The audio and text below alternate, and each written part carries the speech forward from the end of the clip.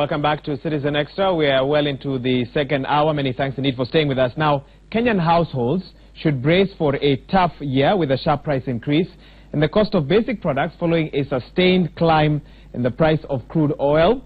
We talk about the implications, and we should have that graphic now. We talk about the implications of this fuel price increase on all sectors of this economy, including transportation and marketing, and the broader impact through the amount spent to pay for fuel imports. Now, Patrick Igunza did a story in regards to the same, just letting us know, of course, on the local front, what's happening with fuel prices increase, and here is that report. Kenyans will be forced to dig deeper into their pockets after Energy Regulatory Commission increased fuel prices from midnight. ERC has increased kerosene price by 3 shillings and 36 cents per litre, super petrol by 2 shillings and 13 cents, while diesel will now be more expensive by 2 shillings and 39 cents.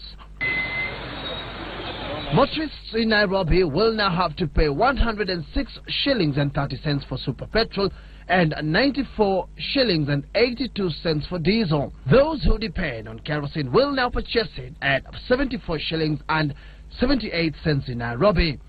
Motorists in Mombasa will buy petrol at 103 shillings, diesel will retail at 91 shillings and 55 cents, while kerosene will now be bought at 79 shillings per litre. Motorists in Kisumu will also have to dig deeper into their pockets. A litre of petrol will cost 108 shillings and 24 cents. Diesel will retail at 96 shillings and 99 cents, while a litre of kerosene will retail at 76 shillings and 69 cents. Motorists in Mandera County are the worst hit, as they will have to part with 120 shillings and 11 cents for a litre of petrol, 108 shillings and 63 cents for a litre of diesel, and 88 shillings and 59 cents for a litre of kerosene. The prices showing a sharp increase in fuel prices over the last 2 years. In March 2016, the price of super petrol was retailing at 85 shillings and 58 cents compared to now, when it has shot up by over 20 shillings, with the price of diesel in the city increasing by over 29 shillings, a factor attributed to the average landing cost of imported petroleum products per ton. The new fuel prices are expected to lead to a rise in the cost of living, cost of transport and manufacturing of products at a time when Kenyans are still grappling with harsh economic times. Well, that sort of brings us to our interview, and joining us to talk a little bit about the high cost of living and fuel prices and the impact it will have on the way Kenyans, what sort of Kenyans can expect in 2018 is Jacob Oyugi. He's a program officer with COFEC, the Consumer Federation of Kenya. Welcome to the program, sir. Thank you. Thank you for finding time to be here with us. So let's put everything into perspective. The oil price increase comes at a time when the cost of living is expected to rise. Government has ended the 90 shillings a packet subsidy on staple maize flour. Prices of brands might double, hitting consumers, etc. So there are many things coming. We've not even talked about inflated electricity bills. We've not talked about those who took their children to school and had to pay for costs that some had assumed were taken care of by the government, etc. Could it get any worse for the pockets of the Kenyan consumer? It will get worse. It will get worse. Yeah. Okay, I don't like the sound of that, but go ahead. It will get worse in this case, that most Kenyans have finished their festival season and they have spent a lot. And this comes January, and Kenyans are expecting that they have taken much. They have spent what they had, and they are expecting that what is ahead of them is cheaper. But here comes a case whereby after the festive season, January, we were told the subsidized maize is no longer there. So the consumers, they had spent in the festive season, and now they are told to incur more. And it gets tougher and tougher for them. So let's talk about, so you've tried to paint for us a picture from the festive season until now. In 2018, paint for us a picture of the impact of the increase of fuel prices on all sectors of the economy. What do we expect to see a rise in because of fuel prices in 2018 in Kenya? Yeah. The fact that fuel prices have increased, and fuel is a major component in many of the organizations or many of the sectors. When fuel has increased, we expect that the transport sector would be highly affected.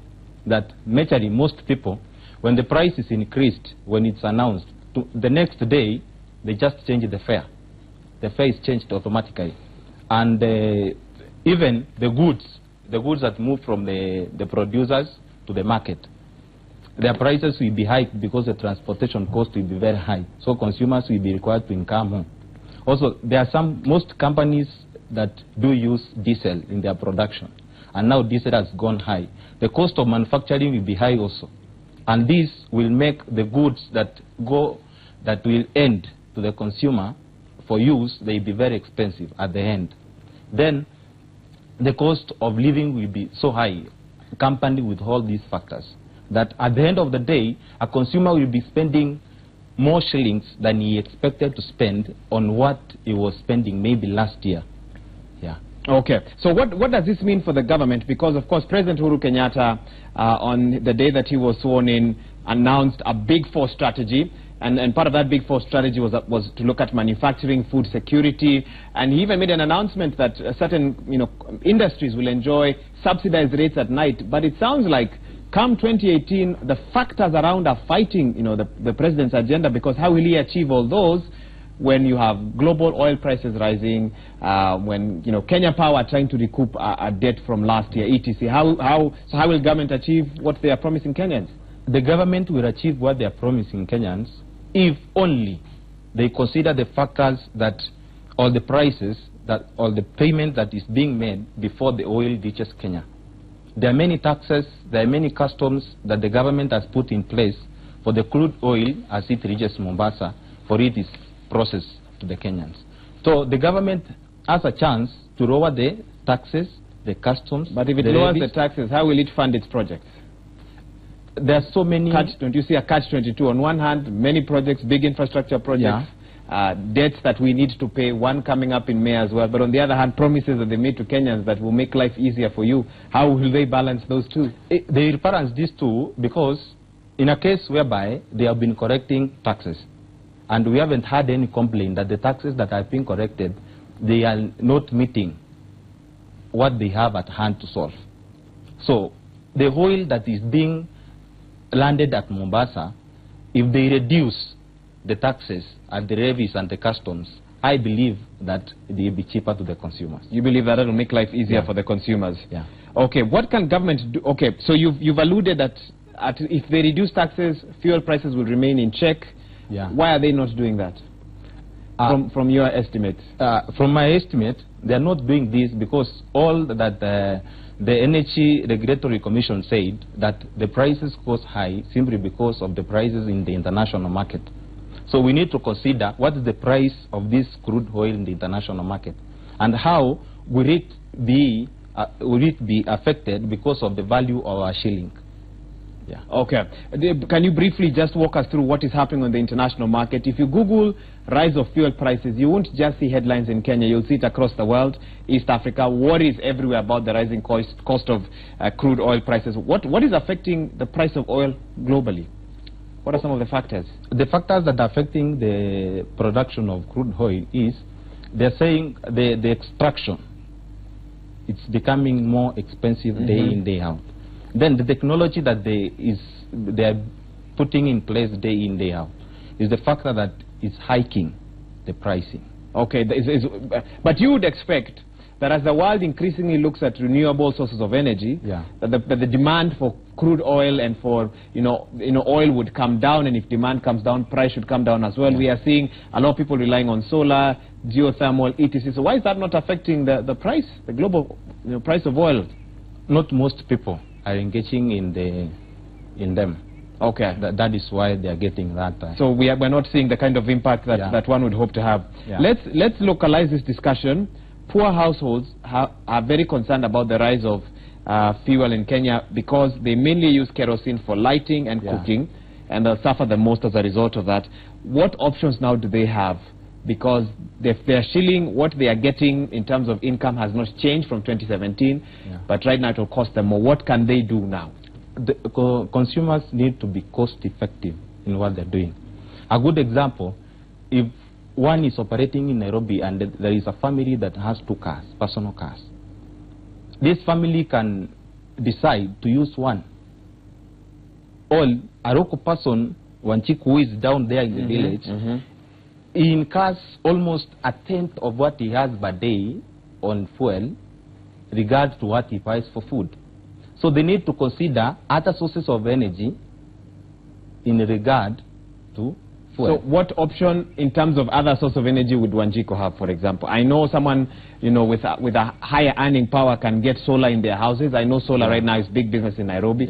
But to that person who lives on what, $1 a day etc., what other alternative sources of fuel can they use to power, you know, for their needs? There are so many sources. A good example is the charcoal. Wanjiku, who is down there, who is spending on a stove for that petrol or for that diesel, for that kerosene, he can be able to use charcoal instead. Or a situation whereby you have an individual who is there in the village and he uses solar, he can share with the neighbor. So people need to find a way to make it work. Of course, although I know for charcoal, environmentalists would have concerns about the source of charcoal, etc., and the effect it has on our forest as well. But those are interesting thoughts that you bring. Talking about Kenya Power, they have been in the news, you know, in the better part of the start of the year for all the wrong reasons. With the rise of fuel prices, might they also be forced to pass? Because I know that they use diesel generation when hydro and geothermal are not, fulfilling the demand that is being asked for. Could we then see that across 2018, our electricity bill might also rise a little bit because of the same? Our electricity bills will be affected because most of these companies which produce electricity, they depend on diesel. And when the prices of diesel has gone high, automatically they will be forced to incur more. And in incurring more, they will be able to increase the bills. Ask Kofek, what are you doing to champion and to raise awareness of the challenges that the man and woman on the ground are facing? What are you doing to protect them? Because this is not the kind of news that Kenyans need to hear in January. They've already received so much bad news, but you know, here's another hit from the ERC. What are you doing as an organization? We are a partner with ERC, and all we are doing is to advocate that all these taxes and the other customs that I put in place for this oil to be produced. As an organization, we are measuring in that they can be able to regulate first the taxes, then they need to consider, because if oil is transported from Mombasa to Mandela, the cost transportation incurred increases the fuel. So we are trying to advocate that they need to consider these factors. The ERC needs to consider these factors. They need to consider these factors. Even as you wind up this discussion, just your parting thoughts. You've said it will get worse, but you've also said Kenyans can learn how to innovate if they're going to, make their lifestyle bearable. But I can give you a chance now to give your parting thoughts as you wind up this discussion. What I can give in regard to the fuel costs, Kenyans have so many sources of energy, and we are more dependent into kerosene, petrol and kerosene. But here comes a situation whereby we are being inflicted in this side, but we are not measuring into other sources that can be able to bring this energy to us. We have so many situations, or we have so many people who have invented in coming up with other sources of energy, but we haven't supported them. That's the first thing. If we could have supported them, a good example, last year we had a dialogue forum with the Nuclear Kenya, and they were suggesting that we need by 2027, according to their vision, they need to come with a source of energy that will be able to lower the other costs for a consumer to have them in a reliable cost. And you're hoping, of course, that will be implemented on time. Yeah, it will. To help Kenyans in terms of the cost of living, to bring it down. Okay, thank you so much. That's Jacob Oyugi, Program Officer, COFEC, for finding time to be here with us to talk about something that I know is very close to Kenyans' hearts, the cost of fuel. Even if you don't have a car, it will still affect you because of the price of goods that you buy, what you'll use to cook in your house, etc. as well. And one that we certainly hope the government will have not just short-term measures to mitigate it, but long-term measures as well to ensure that Kenya is not so reliant on what is happening globally, but has its own methods of generating its own power when it comes to renewable sources as well. Well, shortly I'll be taking you to Uasin Gishu County to tell you what is happening in regards to matters there. I'll also be giving you international updates from the international front. But first, let's talk to John Wanyama in Uasin Gishu. He is, even as we switch gears now, he